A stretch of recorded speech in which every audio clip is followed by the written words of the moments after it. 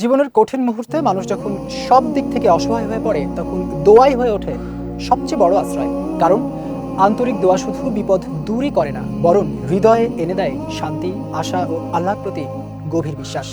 বিস্তারিত ডেস্ক রিপোর্টে। মানুষের জীবনে এমন কিছু সময় আসে যখন নিজেকে ভীষণ অসহায় মনে হয়। চারপাশে মানুষ থাকলেও মনের কষ্ট কেউ বুঝতে পারে না। তখন শক্তি, সম্পদ কিংবা সম্পর্ক নয়, মানুষ ফিরে যায় সেই মহান রবের দিকে, যিনি বান্দার না বলা কথাও শুনে নেন। আর সেই ফিরে যাওয়ার সবচেয়ে সুন্দর মাধ্যম হলো দোয়া। ইসলামের দোয়া শুধু কিছু চাওয়ার নাম নয়, এটি বান্দা ও আল্লাহর গভীর সম্পর্কের প্রকাশ।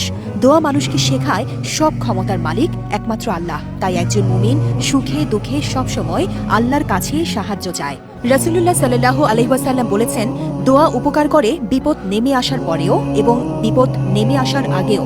এই হাদিস আমাদের শেখায় দোয়া শুধু বিপদের সময়ের আশ্রয় নয়, বরং অনাগত বিপদের বিরুদ্ধেও এক অদৃশ্য ঢাল। কত অশান্তি ও কষ্ট যে দোয়ার বরকতে দূরে সরে যায়, মানুষ তা বুঝতেও পারে না। পবিত্র কোরআনে আল্লাহ তাআলা বলেন, তোমরা আমাকে ডাকো, আমি তোমাদের ডাকে সাড়া দেব।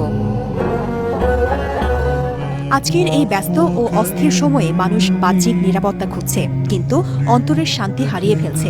অথচ প্রকৃত প্রশান্তি আসে আল্লাহর সঙ্গে সম্পর্ক গভীর হবার মাধ্যমে। আর দোয়া হলো সেই সম্পর্কের সবচেয়ে সুন্দর সেতু।